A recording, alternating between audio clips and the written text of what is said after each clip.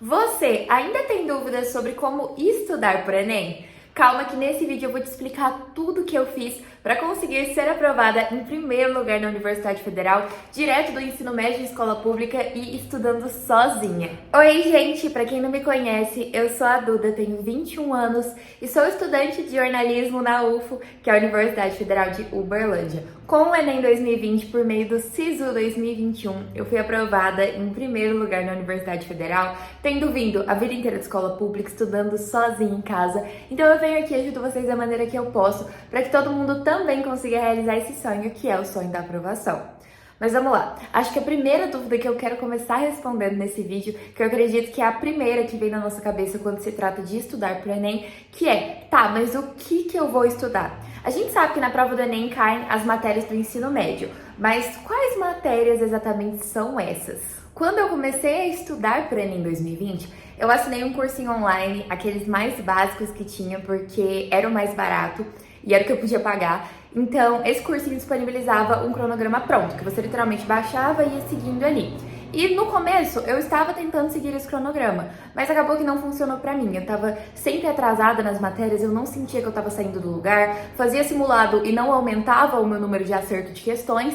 E aí o Enem foi se aproximando, foram passando os meses e foi me batendo aquele desespero de, meu Deus, eu tô há, sei lá, 4 meses aqui, 3 meses tentando seguir esse cronograma, eu não tô saindo do lugar, e agora o que eu faço? E foi num desses momentos aí de desespero que me deu um estalo e eu pensei, por que eu não vou atrás das matérias que mais aparecem na prova do Enem? Porque, de repente, sabendo essas matérias, eu já vou direcionar o meu estudo e ir certeira ali no que eu sei que vai cair na prova. Pode não parecer, mas as provas do Enem, elas seguem meio que um padrão ali. Ou seja, existem alguns assuntos dentro das áreas do conhecimento, então dentro de linguagens, dentro de humanas, de exatas, de natureza, que aqueles assuntos sempre vão estar aparecendo ano após ano.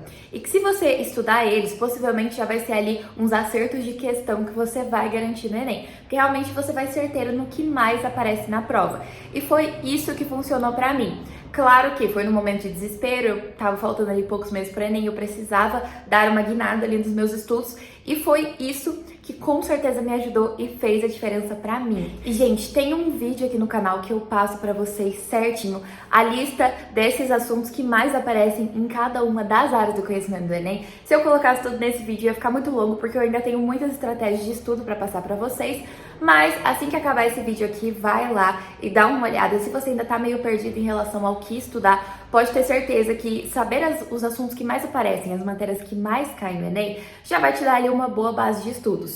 Só lembrando, claro, que se você é uma pessoa que quer os cursos mais concorridos, uma medicina, um direito, uma engenharia da vida, por exemplo, óbvio que você vai precisar se aprofundar mais, então você vai precisar saber mais assuntos do que simplesmente os assuntos que mais caem no Enem. Porém, eu acredito que você sabendo esses aqui já vai te dar uma boa base para você conseguir progredir com seus estudos. Até porque você precisa saber quais são os assuntos que mais caem no Enem, até para dar uma atençãozinha maior para esses assuntos. Porque você sabe que é certeza que eles vão aparecer na prova, ou praticamente ali quase certeza. Essa próxima estratégia eu aprendi de verdade na marra, errando, tentando entender o que estava errado, errando de novo, para conseguir aprender e entender qual que era o ponto. E eu não quero de jeito nenhum que vocês precisem aprender errando, eu já quero que vocês vão ali certeiros no que funciona, no que dá certo. Então, eu acho que não é nem bem uma estratégia, é mais um conselho de amiga mesmo, que é, comece pelo básico das matérias que você tem mais dificuldade.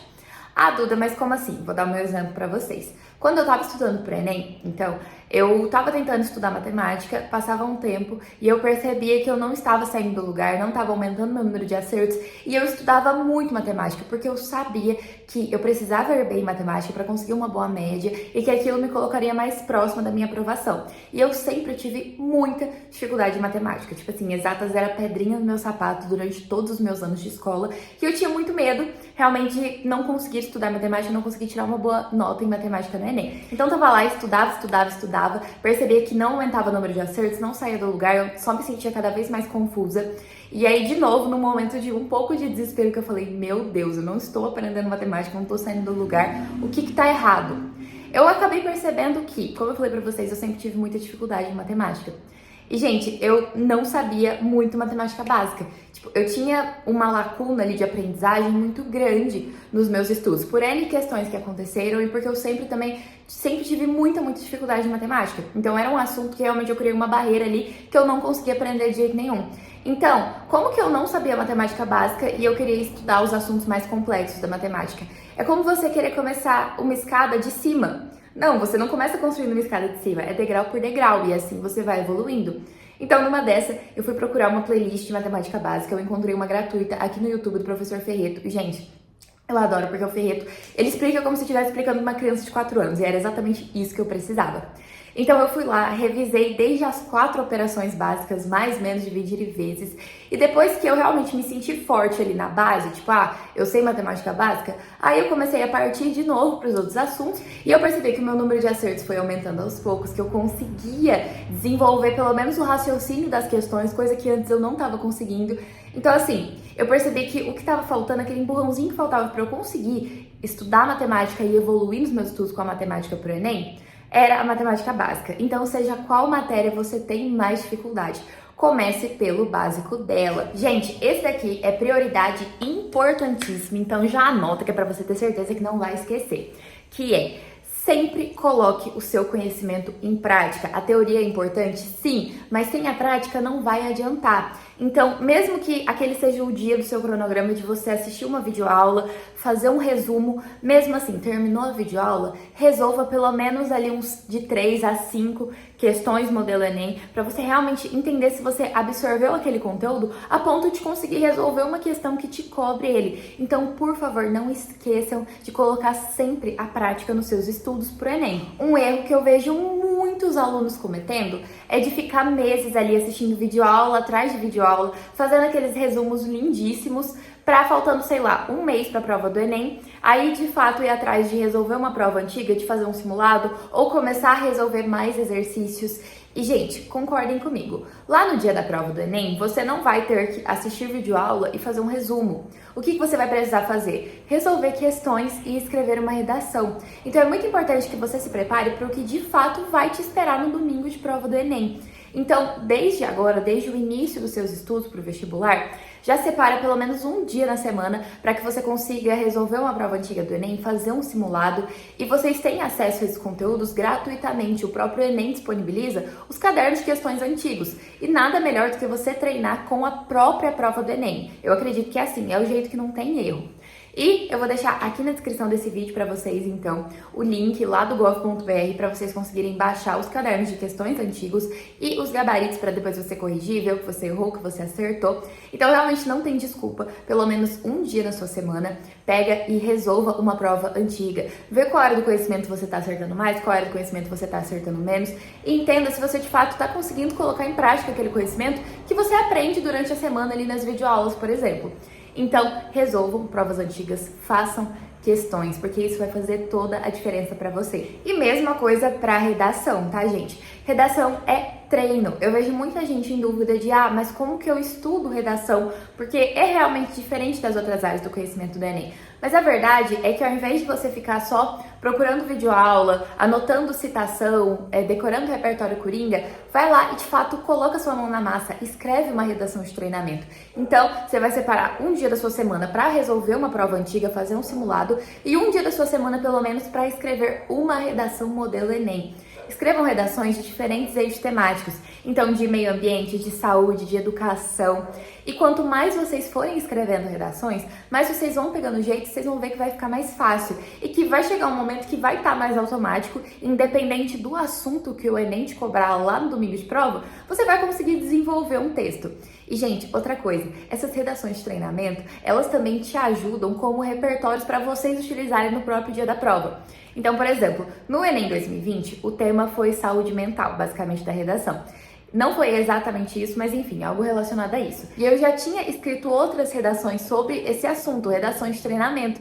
Então, o que eu consegui fazer ali na tranquilidade da minha casa, pensar em repertórios, tudo bonitinho, na prova do Enem, quando eu tava nervosa, sob pressão, e não ia conseguir desenvolver um texto tão bom quanto na minha casa, que eu tava na tranquilidade, por exemplo, eu lembrei de coisas que eu tinha escrito naquele texto, naquela redação que eu tinha feito de treinamento, e eu consegui trazer isso para a redação oficial do Enem 2020. Então, assim, Até para isso já vai te ajudar. Dependendo do tema que você tiver escrito de redação, se for um tema parecido no Enem 2024, você vai conseguir utilizar coisas desse texto para o texto do Enem. Então, realmente vai te deixar ali muito mais tranquilo, porque você vai falar, caramba, eu já escrevi sobre esse assunto e eu usei o repertório tal, eu citei o filósofo tal, e assim em diante. E por fim, em nenhum momento desse processo se esqueça que você é só um ser humano. Você não é um robô programado só para estudar. Gente, eu sei da ansiedade, do medo das coisas não darem certo, de toda a pressão que a gente se coloca nessa fase de estudar para o vestibular. Vai por mim, eu lido com algumas consequências da fase de vestibular até hoje e eu sei o quanto é complicado. Mas não se esqueça em nenhum momento de cuidar de você nesse processo, porque eu olho para trás e eu percebo toda a pressão que eu me coloquei, todo o medo que eu senti e eu realmente me pergunto, sabe, para quê? Eu sei que é normal, que vai ter ansiedade, que vai ter estresse, mas tenta ao máximo lembrar de você nesse processo. Então, sempre fazer alguma coisa que você goste, nunca ultrapassar os seus limites. Sim, você precisa estudar muito, você precisa se esforçar muito, mas você não pode ultrapassar certos limites.